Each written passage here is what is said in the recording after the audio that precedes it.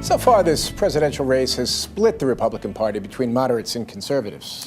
And joining us now is New Hampshire Congressman Frank Guinta, who's a Tea Party conservative, still undecided about who to endorse for next Tuesday morning's primary.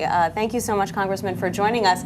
And I want to take a look at how Tea Party supporters voted in Iowa last night. First of all, about 64% of them identified themselves as Tea Party supporters. So a large chunk of the electorate actually says they have support for the Tea Party in Iowa. Well, I think there's still frustration with the level of spending at the federal level, the lack of focus on reducing our debt and deficit, and that's primarily where Tea Party folks are focusing their attention and energy. So you saw a lot of that discussion in Iowa. You're going to see that this week in New Hampshire. And still, quite a few people are undecided. Things will tighten up in New Hampshire, and we'll see how the week shakes out. But as we're looking at right now, what are we talking about? A 27% lead for Mitt Romney in the latest Suffolk poll for here in New Hampshire. So what does that tell us about Tea Party strength in this state? Well, I think there's Tea Party activism in this state, in pockets of the state.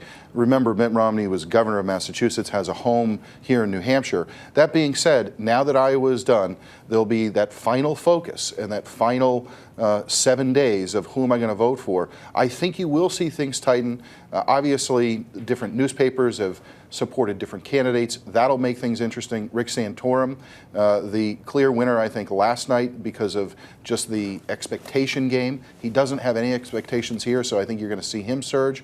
And I think it's going to be between the three of them, despite the fact that John Huntsman has spent so much time here in New Hampshire. There are about 4 or 5 different candidates who are all trying to lay claim to the Tea Party vote, and what that has ended up resulting in is a fractured Tea Party vote. The Tea Party hasn't really coalesced around any one candidate. And does that hurt the movement's power at all, the fact that you haven't gotten behind one? I don't think it hurts the movement, because the movement is not a group focus so much as individual based.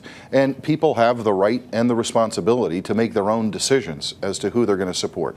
That being said, would the Tea Party go away as a result of maybe not having coalesced around one candidate? Absolutely not. I think if anything, it's going to make the Tea Party stronger to continue to put people in the White House or in Congress who have the values of, again, reducing the debt and deficit, focusing on limited government, and doing it in a structural, long-term way. You're not going to endorse before next Tuesday. Honestly, I have not decided. I was talking about this just this morning with my wife. I have not made a final decision yet. I know it's getting time sensitive, and I've got to make a decision within the next day or so. So what candidates strike you as most consistent with Tea Party values right now? Well, right now, I think the most who would be consistent with Tea Party would be Newt Gingrich and Rick Santorum. That being said, there's more than just that. You've got to focus on electability. You've got to focus on who's got the best equipped campaign to run against Barack Obama. This, for Tea Parties, I think more importantly, is about making Barack Obama one-term president. So that's number one. And then who can do that, who's got the full package. That's why I think there's dissension amongst the ranks. And actually, I think it's instructive that in Iowa, even though so many people considered themselves Tea Party Republicans, they said they went with the candidate who was most likely to beat Barack Obama, not the true conservative. Exactly. And that's why this is more about Barack Obama and getting rid of Barack Obama. It's not an ideological campaign. It's more about who can we put up that is going to beat Barack Obama. Tea Partiers are angry at his policies. Health care, foreign policy, spending, stimulus, those things are not in tune with the Tea Party, nor do I think it's quite in tune with what I think is a center-right country. So that is what the guiding principle is for Tea Partiers. That's why they're split, I think, amongst the candidates. Got it. All right. Well, Congressman Frank Guinta, former mayor of Manchester, where we're sitting this morning, thanks so much for coming on. Thanks for being in our great city and our great state. That's great. If you could raise the temperature a little bit, we'd appreciate it. We'll do our best. All right.